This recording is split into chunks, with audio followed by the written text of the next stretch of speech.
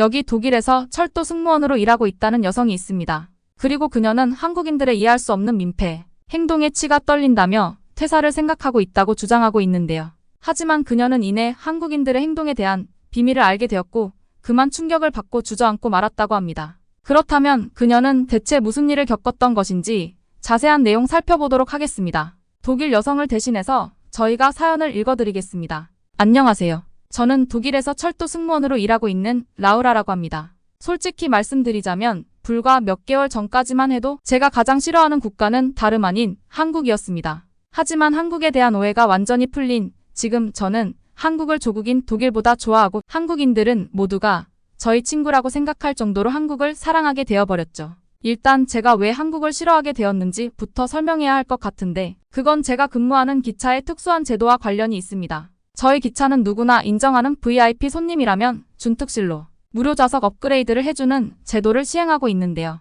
준특실은 원래 특실로 운영하다가 열차 내 좌석 확보에 대한 끊임없는 요구 때문에 2인석으로 좌석 증편만 해놓은 객실입니다. 당연히 특실처럼 기내식과 각종 혜택도 제공되고 열차를 타고 내릴 때와 역을 빠져나갈 때의 동선도 짧죠. 그리고 이런 특실과 다름없는 준특실에 배정되는 조건 중 하나가 바로 한국 국적의 여권을 소지했을 경우인데요. 저희가 많고 많은 사람들 중에 오직 한국인만을 VIP 취급해주는 건 다 이유가 있습니다. 사실 이건 제가 입사하기 전에 일어난 일인데 저희가 운행하는 역에서 아이 한 명이 선로에 빠지는 대형 사고가 일어난 적이 있다고 합니다. 그런데 아무도 나서지 않던 그때 한국인 관광객의 용기 있는 행동으로 아이가 무사히 선로 밖으로 빠져나올 수 있었다고 하더군요. 저희는 그 한국인 남성을 존경하는 마음으로 3개월 동안 한국인 손님들에게만 좌석을 업그레이드해주는 이벤트를 실시했는데 본사에서는 이벤트를 시행하면서 오히려 순이익이 증가했다는 놀라운 실적 발표를 냈다고 하더군요. 그리고 그 이유는 한국인들의 시민의식이 너무 훌륭해서 이들이 탑승한 칸에는 추가 인력이 딱히 필요 없었기 때문입니다. 일단 한국인들은 쓰레기를 발생시키는 법이 없었는데 기차 내에서 도시락이나 음식을 먹고 난 뒤에 쓰레기조차 직접 기차 중앙 통로에 쓰레기통에 버려서 한국인들이 다녀간 자리는 정말 새 것처럼 깨끗했다고 합니다. 그리고 한국인들은 열차 도착 5분 전에 내릴 준비를 마치고 제일 먼저 신속하게 하차했는데 동선이 가까운 좌석에 배정받은 이들이 이렇게 신속한 모습을 보이니 하차 시 다른 사람들과 서로 뒤엉키는 혼잡한 모습도 볼 수 없었다고 해요. 또한 한국인들은 놀랍도록 친절해서 절대로 문제를 일으키지 않았기에 한국인들이 탑승한 날은 그다지 많은 수의 승무원들이 필요하지도 않았다고 합니다. 이 같은 이유로 회사는 한국인 승객들이 많으면 많을수록 이익이 된다고 판단했고 결국 새로 개편된 준특실에 한국인들에게만 특혜를 준 것이죠. 하지만 이러한 특혜가 생긴 후 꽤나 시간이 지난 뒤 회사에 입사하게 된 저는 한국인들이 그렇게나 깨끗하고 시민의식이 좋은 사람들이라는 말에 동의할 수 없었습니다. 왜냐하면 적어도 제가 본 한국인들은 정말 최악이었거든요. 이들은 제공된 기내식을 꼭 시트에 묻히면서 지저분하게 먹을 뿐만 아니라 쓰레기도 아무 데나 버려대서 일반실보다 훨씬 청소 거리가 많았어요. 심지어 한국인들은 다른 승객들이 화장실에 간 사이에 기내식을 훔치는 경우도 많아서 저희 직원들은 늘 분쟁을 조정해야 했어요. 또한 1인 1 기내식이 원칙임에도 한국인들은 늘 하나만 더 달라고 소란을 일으켜서 다른 승객들에게 민폐를 끼치곤 했습니다. 그리고 이들은 변기에 왜 자꾸 쓰레기를 버려대는 건지 한국인들은 대변을 본 변기에 쓰레기까지 버리고 같이 물을 내려버리는 상식 이하의 행동을 하는 경우도 많았는데요. 그래서 준특실석의 변기는 성할 날이 없이 늘 망가져 버리곤 했고 엄청난 악취 문제는 덤이라 회사 측은 늘 막대한 손실을 입곤 했습니다. 이렇듯 한국인들 때문에 승객들과 승무원들의 많은 불만이 이어지자 회사 측은 한 가지 결정을 내리게 되는데요. 그건 바로 여권 검사 장비를 도입하는 거였습니다. 처음에 저는 이 같은 회사의 결정을 이해할 수 없었어요. 그저 이전과는 다르게 한국인의 시민의식 변했다고 생각하고 기대 이하였던 한국인들에 대한 특혜를 취소해버리면 되는 일인데 한국인들 하나 때문에 비용을 들여서 장비를 도입하고 절차를 복잡하게 만들 필요가 있는 건가 싶었거든요. 하지만 그렇게 장비를 도입한 이후 저는 정말 충격적인 사실을 깨닫게 되었습니다. 왜냐하면 자신은 한국인이라며 각종 혜택을 요구하던 사람들은 알고 보니 전부 중국인들이었다는 것이 밝혀졌거든요. 그동안 여권 검사를 그리 철저하게 하지는 않아서 몰랐는데 전문 장비로 철저하게 검사를 해보니 이들은 컬러 프린트로 인쇄한 허접한 위조 여권을 들이미는 경우도 있었고 한국은 중국의 여러 위성 도시 중 하나라며 같은 나라니까 상관없지 않냐. 말도 안 되는 황당한 논리를 펼치기도 했어요. 심지어 몇몇은 자신은 한국의 소수민족 출신이라거나 조선족이라거나 하면서 국적만 중국이지 한국어도 구사할 수 있다며 어설픈 한국어를 구사하면서 준특 실석을 내놓으라고 고래고래 소리를 지르기도 했어요. 영락 없는 한국인이라고 주장할 거면 한국으로 귀화를 하지. 왜 중국인으로 살고 있는 건지 중국인들의 뻔뻔함은 정말 상상을 초월하더라고요. 그러다 저는 경악을 금치 못할 비밀까지 알게 되었는데요. 전문 장비를 도입한 이후 한국 정부에서 정식으로 발행된 여권임에도 자꾸만 오류가 생기는 일들이 잦아서 의아하던 차였는데 알고 보니 경찰로 인계된 그들은 게스트하우스 전문 소매치기범들이었던 것입니다. 중국인들은 게스트하우스나 여러 관광지에서 가방을 털며 습득한 한국 여권을 사용하고 있었던 거였죠. 어쨌든 그렇게 중국인들이 사라진 객실은 제가 그동안 겪어보지 못한 선배들로부터 말로만 전해 내려져 오던 광경을 다시 볼 수 있게 되었는데요. 한국인들은 정말로 어떠한 쓰레기도 발생시키지 않았으며 소란이나 문제를 일으키는 경우도 전혀 없더군요. 그리고 한국인들은 어찌나 사려 깊던지 가끔은 승무원들이 해야 할 일을 대신 처리해 주기도 했어요. 어느 날 한번 저는 흔들리는 열차에서 넘어져 다리를 접질려 버렸던 적이 있는데요. 하지만 제가 맡은 일은 수행해야 했기에 그렇게 기내식을 나눠주기 위해 힘들게 준특실 문을 열었습니다. 그런데 그때 제가 낑낑대는 모습을 본 어떤 중년의 한국인 부부가 자신들이 도와주겠다는 몸짓을 하며 기내식을 대신 나눠주는 거 아니겠어요. 제 동료들마저 네가 아무리 다쳤더라도 그건 너의 일일 뿐이고 맡은 일은 제대로 수행해야지 라며 개인주의적인 태도를 보여줬는데 한국인들은 전혀 달랐던 것입니다. 이외에도 한국인들은 서로 바깥 풍경을 보고 싶다며 울어대는 아이들을 위해 기꺼이 창가 자리를 양보해주는 등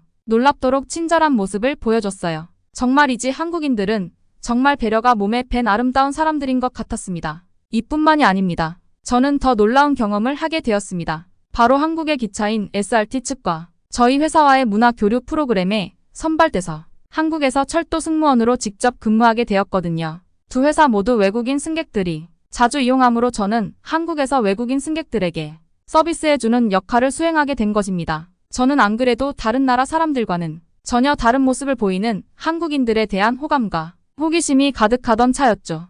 따라서 제가 한국행 문화교류 승무원으로 선발이 되었을 때는 정말 소리를 지르며 기뻐했습니다. 그러나 이런 제 환호성이 좌절로 바뀌기까지는 그리 오랜 시간이 걸리지 않았습니다. 한국은 정말 독일의 기차와는 전혀 다른 모습을 보여줬거든요.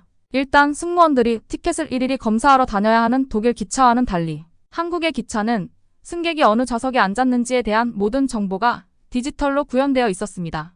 또한 승차표가 위조된 것인지 아니면 날짜가 다른지 등을 상세하게 검사할 필요도 없이 한국의 모든 티켓은 QR코드 체크 한 번만으로도 전부 끝나버려서 저는 빠르고 편리하게 표 검사를 마칠 수 있었죠.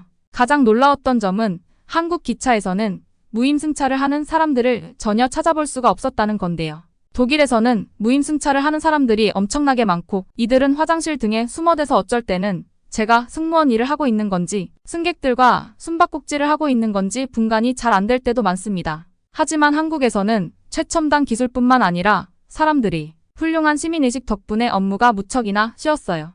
단말기만 가지고 다니면서 확인만 하면 됐습니다. 사실 한국인들의 수준이 높은 건 익히 알고 있었지만 기술 수준은 독일과 더 우위에 있다고 생각했던 저였기에 이렇게 기술 활용도에서 차이를 보인다는 점은 엄청난 충격으로 다가올 수밖에 없었습니다. 더 놀라운 점은 이뿐만이 아니었습니다. 한국은 지금껏 제가 독일에서 보고 겪은 것들은 아무것도 아니라는 듯한 믿기지 않는 모습을 계속해서 보여줬거든요. 일단 역사 내부에 있는 직원용 숙직시설도 정말 엄청났는데요. 사실 제가 독일에서 근무했을 때 직원을 위한 숙식시설이 너무나도 부족해서 특별한 경우가 아니라면 그저 좁디 좁은 직원용 임시 휴게실이나 탈의실 등의 단체 공간에서 땅바닥에 담요를 깔고 자는 것 외에는 별다른 수가 없었습니다. 그래서 잠자리에 민감한 저는 야근이라도 하는 날에는 사비를 써서라도 택시를 타고 나가서 호텔에서 묵곤 했죠. 심지어 독일의 기차역에는 별다른 식당이나 편의점도 거의 찾아볼 수 없기에 형편없는 음식을 말도 안 되게 비싼 가격에 구매해서 먹거나 새벽에 졸린 눈을 비비고 일어나 도시락을 싸와야 했습니다. 하지만 한국의 역사 안에는 직원용 숙직실이 따로 마련되어 있었고 제 동료인 아름 씨는 이 숙직실은 애초에 여유 있게 설계되어 아무리 이용하는 직원들이 많아도 자리가 부족할 일이 전혀 없다는 놀라운 말까지 하더군요. 또한 한국의 기차역은 그저 기차역 하나만으로 이용되는 공간이 아니고 지하철역과 연계되어 폭넓게 사용되고 있었고 근처에는 버스킹 공연을 하며 문화생활을 하는 사람들도 많더라고요.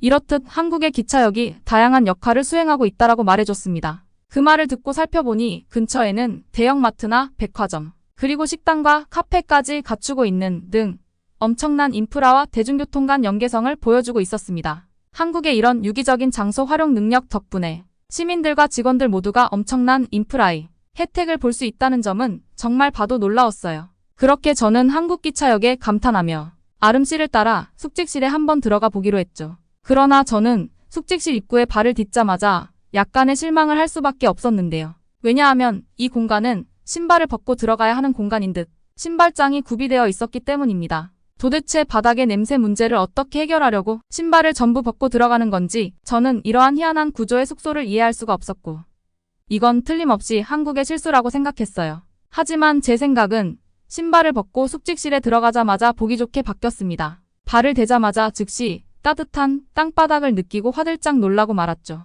그랬습니다. 한국은 온돌이라는 전통적으로 내려오는 고유한 난방 방식을 사용하고 있었고, 따라서 이러한 공용 공간을 더욱 청결하고 따뜻하게 이용할 수 있던 거였어요. 심지어 숙직실 안에는 커튼이 구비되어 있어 사람들의 개인적인 공간을 존중해주고 있었고, 안마 의자나 온열 매트리스, 그리고 세탁기까지 구비되어 있었는데요. 이러한 독일과는 전혀 다른 복지 시스템은 한국은 독일보다도 사람 존중하는 나라구나 싶어서 부러운 감정이 들기도 했습니다. 그런데 아름씨는 입을 벌린 채 넋이 나간 표정을 짓고 있는 제게 더욱 놀라운 이야기를 해주는 거 아니겠어요. 라우라, 뭘 이런 것 가지고 놀라는 거야. 온돌은 서울역의 노숙자들이 머무는 곳에도 설치되어 있을 정도로 엄청나게 흔해. 오마이갓, 이런 획기적인 난방시설이 노숙자들이 머무는 공간에도 설치되어 있다니. 도대체 한국은 얼마나 부자 나라길래 노숙자의 인권까지 생각해 주는 건가? 그리고 독일의 승무원들은 한국의 노숙자 취급도 못 받는 건가? 순간 많은 생각들이 머릿속을 스쳐 지나갔습니다. 그리고 어떻게 서울역은 노숙자와 시민들이 공존할 수 있는 건지 정말 황당한 감정마저 들었는데요. 독일의 노숙자들은 약물과 묻지마 범죄 등 각종 사회 문제를 일으키고 있는 위험한 존재라 시민들과의 공존이 불가능하거든요. 하지만 한국은 어떻게 노숙자들마저 나름의 시민의식을 유지하며 사회 질서를 지킬 수가 있는 건지 정말 한국이라는 나라는 알면 알수록 놀랍다는 생각이 들었죠. 어쨌든 그렇게 한국의 놀라운 복지에 감탄하며 저는 한국에서의 근무를 이어나갔는데요. 그런데 한국 기차에서 일하다 보니 뭔가 허전한 느낌이 들더군요. 그리고 허전함의 정체를 깨달았을 때 저는 소스라치게 놀랄 수밖에 없었죠. 왜냐하면 한국 기차에서는 승객들이 폭발물이나 무기를 소지했는지에 대한 검사를 전혀 하고 있지 않았거든요. 이건 정말 아니란 태도였기에 저는 한국에 대해 약간의 실망감이 들기도 했어요. 독일에서는 기차에 폭발물을 설치한다거나 무기로 승객들은 위협한다거나 하는 사고가 계속해서 일어나고 있고, 따라서 승객들의 짐을 검사하는 과정을 거치곤 합니다. 하지만 한국은 일체의 검사 없이 모두가 기차에 탑승하고 있었고, 심지어 딱 봐도 수상해 보이는 사람들조차 의심 없이 기차에 탑승하는 모습을 본 저는 혹여라도 위험한 상황이 일어날까봐 걱정됐습니다. 안 그래도 한국은 북한이라는 위협이 늘 도사리고 있는데 어떻게 이러한 안일한 태도를 보여줄 수 있단 말인가요? 그러나 이런 제 걱정을 들은 아름씨는 황당하다는 표정을 지으며 제게 놀라운 말을 해주기 시작했어요. 라우라, 한국에서는 네가 걱정하는 일은 절대로 일어나지 않아. 그리고 내 말대로 한국은 아직 휴전국이고, 그래서 대테러 부대나 폭발물 처리 부대가 도시 곳곳에서 대기하고 있어. 만일의 상황을 대비하여 군부대와 직통으로 연결되는 별도의 직통 라인을 가지고 있지. 즉 만약 그런 시도가 있다고 해도 순식간에 제압당할 거란 이야기야 라고 하는 게 아니겠어요. 이건 정말 놀라웠어요. 아무래도 유럽에서 테러가 발생하면 군인과 경찰이 투입되기까지는 꽤나 시간이 걸리거든요. 하지만 한국은 일어나지 않는 일임에도 이미 준비가 완료되어 있는 상태였고, 애초에 한국인들은 어떤 경우라도 극단적인 방식을 사용하지 않는다니 독일과 너무나도 비교가 되는 모습에 부끄러워지기도 했네요. 어떻게 한국은 이렇게 단점이 없는 완벽한 모습만 보여줄 수 있는 걸까요? 이렇게 황당할 정도로 수준 높은 모습을 보여주는 한국을 보다 보면 이 나라가 그저 보여주기 식으로 좋은 면만 보여주려 하는 건 아닌가 하는 의심이 들기도 하지만, 한국인 승객들의 매너와 수준 높은 모습을 보다 보면 한국이라는 나라의 시민의식은 정말 선진국의 평균을 아득히 뛰어넘었구나 싶어 부러운 감정만 들었어요. 노약자를 보면 자던 중에도 벌떡 일어나서 짐칸에 짐을 옮기는 것을 도와주는 모습이나 오래도록 서 있는 게 힘들지는 않냐?